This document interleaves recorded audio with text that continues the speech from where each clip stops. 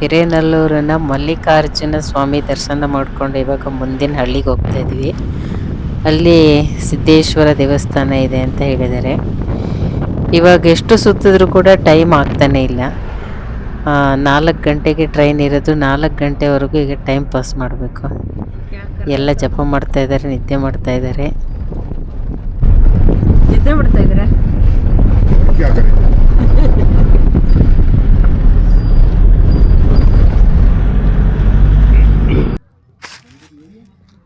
ಈಗ ಎಲ್ಲ ಕಡೆ ರಾಗಿ ಒಣ ಹಾಕಿದ್ದಾರೆ. ಇಲ್ಲೂ ಕೂಡ ಪೂರ್ತಿ ಗ್ರೌಂಡಲ್ಲಿ ರಾಗಿ ಒಣ ಹಾಕಿದ್ದಾರೆ. ಮುಂದೆ ಇರೋದೇ ದೇವಸ್ಥಾನ, ಶ್ರೀ ಗುರು ಸಿದ್ಧಲಿಂಗೇಶ್ವರ ದೇವಸ್ಥಾನ ಅಂತ. ಇದು ಯಾವ ಕಡೆ? ಒಂದು ಹಳ್ಳಿ ವಾತಾವರಣದಲ್ಲಿದೆ, ಆದರೆ ತುಂಬ ಚೆನ್ನಾಗಿದೆ. ತುಂಬ ಸುಂದರವಾಗಿ ಇಟ್ಕೊಂಡಿದ್ದಾರೆ ಹಳ್ಳಿಯವರು. ಅಂತೂ ನಮಗೊಂದು ಹಳ್ಳಿಯಲ್ಲಿ ದೇವಸ್ಥಾನ ನೋಡುವಂಥ ಒಂದು ಅವಕಾಶ. ಯಾಕೆಂತಂದರೆ ಇಲ್ಲಿಗೆ ಅಂತೇಳಿ ನಾವು ಬರ್ತಾ ಇರಲಿಲ್ಲ. ಇವತ್ತು ಮಂಗಳವಾರ ಆದ್ದರಿಂದ ನಾನು ಯಾತ್ರೆಗೆ ಹೋಗೋದಿಲ್ಲ. ಹಾಗಾಗಿ ಸೂರ್ಯೋದಯಕ್ಕಿಂತ ಮುಂಚೆನೇ ಹೊರಟ್ರೆ ಅದಿನ್ನು ಸೋಮವಾರಕ್ಕೆ ಅಂತ ಲೆಕ್ಕ ಆಗುತ್ತೆ ಅಂತ ನಾನು ಸೂರ್ಯೋದಯಕ್ಕೆ ಮುಂಚೆನೇ ಹೊರಟಿದ್ದೀನಿ. ಈಗ ಸಂಜೆವರೆಗೆ ಹೀಗೆ ಅಕ್ಕಪಕ್ಕದ ಹಳ್ಳಿಯಲ್ಲಿರುವ ದೇವರ ದರ್ಶನನ ಮಾಡ್ಕೊಂಡು ಹೋಗ್ತಾ ಇದ್ದೀವಿ. ಸಂಜೆ ಅಷ್ಟೊತ್ತಿಗೆ ನಾವು ಕಡೂರು ರೈಲ್ವೆ ಸ್ಟೇಷನಲ್ಲಿ ಇರಬೇಕು. ಅಲ್ಲಿವರೆಗೆ ಎಷ್ಟೆಷ್ಟೋ ದೇವಸ್ಥಾನಗಳನ್ನ ನೋಡ್ಕೊಳ್ಬೋದು. ಅಕ್ಕಪಕ್ಕ ಕಡೂರಿನಿಗೆ ಹತ್ತಿರ ಇರುವಂಥದ್ದು ಅದೆಲ್ಲ ದರ್ಶನ ಮಾಡ್ತಾ ಇದ್ದೀವಿ. ಇದು ಕೂಡ ಹಳ್ಳಿಯಲ್ಲಿದ್ದರೂ ಕೂಡ ಬಹಳ ಭವ್ಯವಾದಂತಹ ದೇವಸ್ಥಾನ. ಬೆಳಿಗ್ಗೆ ಪೂಜಾರರು ಪೂಜೆ ಮಾಡಿ ಹೋಗಿದ್ದಾರೆ. ಹೆಚ್ಚು ಭಕ್ತಾದಿಗಳು ಬರೋದಿಲ್ಲ, ಆದ್ದರಿಂದ ಏನು ಹಗಲಿಡೀಲಿ ದೇವಸ್ಥಾನ ತೆಗ್ದಿರೋದಿಲ್ಲ. ಆ ಕಾಲಕ್ಕೆ ಪೂಜೆ ಮಾಡಿ ಹೊಲ ಗದ್ದೆ ಕೆಲಸಕ್ಕೆ ಹೋಗ್ಬಿಟ್ಟಿರ್ತಾರೆ. ಈಗಲೂ ಕೂಡ ಇಲ್ಲಿ ಏನು ತೆರೆದಿಲ್ಲ, ಎಲ್ಲ ಮುಚ್ಚಿದ್ದಾರೆ. ಆದರೆ ದೇವಸ್ಥಾನ ಮಾತ್ರ ಇದು ಬಹಳ ಸುಂದರವಾಗಿದೆ. ಸಾಧು ಸಂತರ ಗದ್ದಿಗೆ ಇದೆ ಅಂತ ಅನಿಸುತ್ತೆ ನನಗೆ. ಅದರದ್ದು ವಿಶಾಲವಾಗೂ ಇದೆ, ತುಂಬ ಸುಂದರವಾಗೂ ಇದೆ. ಮುಂದೆ ಫೋಟೋ ಇದೆಯಲ್ಲ, ನೋಡ್ಕೊಂಬಿಡಿ ಅಂತ. ಹಾಂ, ಅದೇ ಒಳಗಿರೋರು ಅವರೇ, ಅಲ್ಲಿ ನೋಡಿ ಸಾಕು ಅಂತ.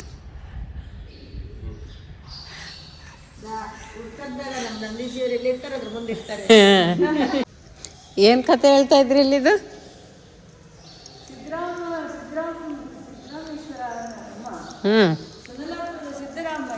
ಶಿವಶರಣ ಅಂತ ಅವ್ರದ್ದು ಏನೋ ಇದು ನಡೆದಿದೆ, ಪವಾಡ ನಡೆದಿದೆ.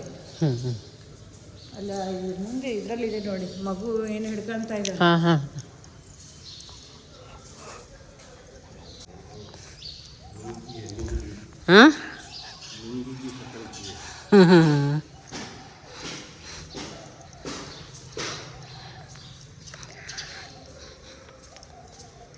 ಓ, ಇಲ್ಲೆಲ್ಲೋ ನೀರಿಗೆ ಹಾಕ್ತಾ ಇದ್ದಾರೆ. ಪಾಪ ಮಗನೆಲ್ಲೋ ನೀರಿಗೆ ಹಾಕ್ತಾ ಇದ್ದಾರೆ.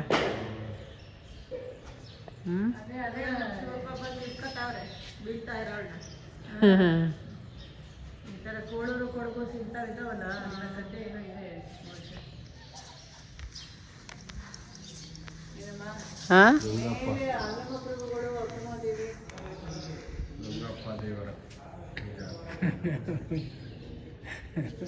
ಗದ್ದುಗೆ ಇಲ್ಲಿ ಏನೋ ಹಾಕಿದಾರಲ್ಲ, ಏನು ಅಂತ. ಅಲ್ಲಿ ನೋಡಿ, ಗಣೇಶ್ ಜಿ, ಕಾರ್ತಿಕ್ ಜಿ ಎಲ್ಲ ತುಂಬ ಚೆನ್ನಾಗಿದ್ದಾರೆ.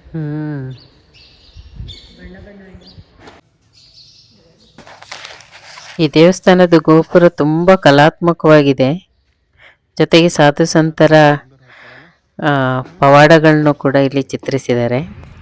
ಈಗ ನಾವು ಬಂದಿರೋದು ಯಾವುದೇ ದೇವಸ್ಥಾನಕ್ಕಲ್ಲ, ಯಾರೋ ಒಬ್ಬರ ಹೊಲಕ್ಕೆ ಬಂದಿದ್ದೀವಿ. ಅವರು ಕೆಲಸ ಮಾಡ್ತಾಯಿದ್ರು. ಈ ಮಾವಿನ ಮರ ಸುಂದರವಾಗಿ ಕಾಣ್ತು. ಇಷ್ಟೆಲ್ಲ ಸುತ್ತಾಡಿದ್ರು, ಬೆಳಗ್ಗೆಯಿಂದ ಕುಂತಿ ಹೊಳೆಯಿಂದ ಸುತ್ತತಾನೇ ಇದ್ದೀವಿ. ಎಲ್ಲ ದೇವಸ್ಥಾನ ಸುತ್ತಿದ್ರು 11 ಗಂಟೆ ಆಗಲಿಲ್ಲ. ಸ್ವಾಮೀಜಿಯವರು ಕೂತ್ಕೊಂಡು ಇಲ್ಲಿ ಜಪ ಮಾಡ್ತಾ ಇದ್ದಾರೆ. ನಾವಿನ್ನು ಸುತ್ತಿ ಪ್ರಯೋಜನ ಇಲ್ಲ ಅಂತ ಹೇಳ್ಬಿಟ್ಟು ಈ ಗದ್ದೆಗೆ ಬಂದು ಕೂತ್ಕೊಂಡಿದ್ದೀವಿ. ಇಲ್ಲೇ ಸಂಜೆವರೆಗೆ, ಅಂದರೆ 3:30ವರೆಗೆ ಆರಾಮಾಗಿ ಜಪ ಮಾಡ್ತಾ ಸ್ವಲ್ಪ ವಿಶ್ರಾಂತಿ ತಗೊಂಡು ಊಟ ಎಲ್ಲ ಮಾಡಿ ಹೊರಡೋದು ಅಂತ. ಈ ಗದ್ದೆಯ ಮಾಲೀಕರು ಕೂಡ ನಮಗೆ ಪರ್ಮಿಷನ್ ಕೊಟ್ಟಿದ್ದಾರೆ ಇರೋದಕ್ಕೆ. ಈ ಮರ ಕೂಡ ಬಹಳ ಸುಂದರವಾಗಿದೆ. ಮಾವಿನ ಮರ ವಿಶಾಲವಾಗಿದೆ. ಪಾಪ ಅವರು ಪ್ರತಿದಿನ ಇಲ್ಲೇ ಹಸು ಕಟ್ತಾ ಇದ್ರು ಅನ್ಸುತ್ತೆ. ಈಗ ಹಸು ಕಟ್ಟಲ್ಲಿ ಅನ್ನೋದು ನಾವೇ ಬಂದು ಕೂತ್ಕೊಂಡ್ಬಿಟ್ಟಿದೀವಿ. ಇವತ್ತು ಹಸುಗಿಲ್ಲಿ ಕಟ್ಟೋ ಥರ ಇಲ್ಲ. ಜಪ ಮಾಡ್ತೀವಿ. ಈ ಮಾವಿನ ಮರದ ಆಕೃತಿ ವಯಸ್ಸಾದವರಿಗೂ ಹುಡುಗಾಟ ನೆನಪಾಗ್ಬಿಟ್ಟಿದೆ. ಎಲ್ಲ ಇದರಲ್ಲಿ ನೇತಾಡೋದಕ್ಕೆ ಹೊರಟಿದ್ದಾರೆ ನಮ್ಮ ದೊಡ್ಡ ಮಕ್ಕಳು. ಮಾಡ್ತಿದ್ದಾರೆ ಜಪ.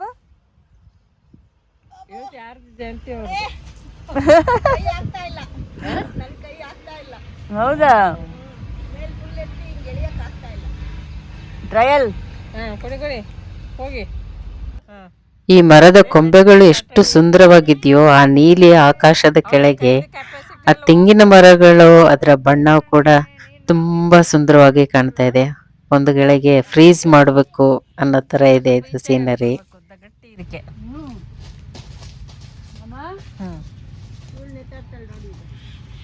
ಕಾಲು ಇನ್ನು ಮೇಲೆ ನೇತಾಡ್ಬೇಕು. ನೋಡಿ ಮಕ್ಕಳದ ಆಟ. ಪ್ರಿನ್ಸಿಪಲ್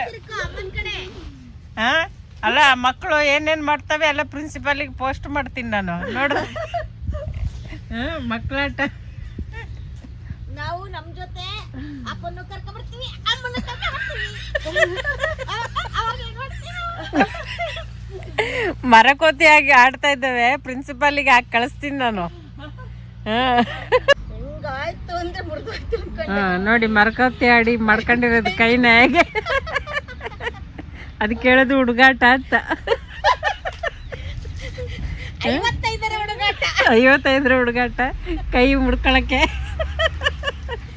ಮಾಡ್ಬೇಕಾಯ್ನು ಮಾಲೀಶು.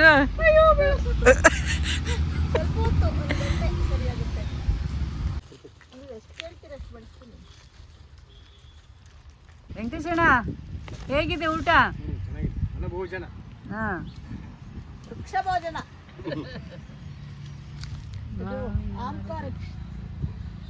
ಮಾವಿನ ಮರದಡಿ ವನಭೋಜನ, ವೃಕ್ಷ ಭೋಜನ.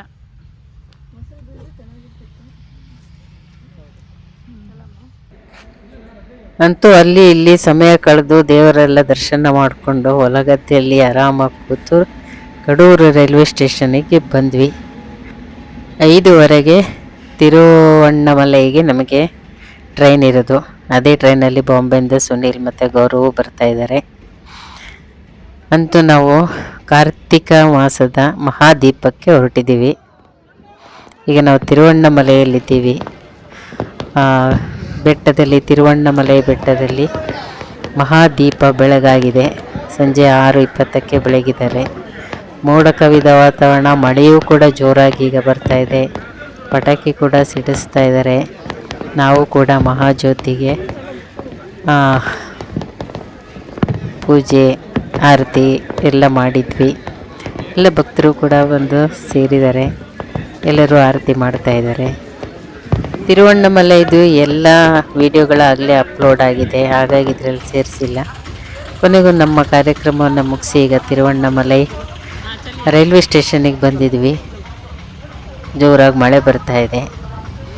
ಇಲ್ಲಿಂದ ಕಟಪಾಟಿಗೆ ಹೋಗ್ತೀವಿ, ಅಲ್ಲಿಂದ ಬಾಂಬೆಗೆ ಸುನೀಲ್ ಅವರು ಹೋಗ್ತಾರೆ, ನಾವು ಚಿಕ್ಕಮಂಗ್ಳೂರಿಗೆ ಹೋಗ್ತೀವಿ. ತಿರುವಣ್ಣಾಮಲೈಯ ವಾತಾವರಣ ತುಂಬ ಚೆನ್ನಾಗಿದೆ. ಮಳೆ. ಈಗ ಕಟಪಾಡಿಗೆ ಬಂದಿದ್ದೀವಿ. ಇಲ್ಲಿಂದ ನಾವು ಟ್ರೈನ್ ಬದಲಾಯಿಸ್ತೀವಿ. ತಿರುವಣ್ಣಾಮಲೈಲಿ ಕಾರ್ತಿಕ ಮಹಾದೀಪ ಅನ್ನೋದು ಭಾಳ ದೊಡ್ಡ ಫೆಸ್ಟಿವಲ್ಲು. ಲಕ್ಷಾಂತರ ಜನಗಳು ಸೇರ್ತಾರೆ.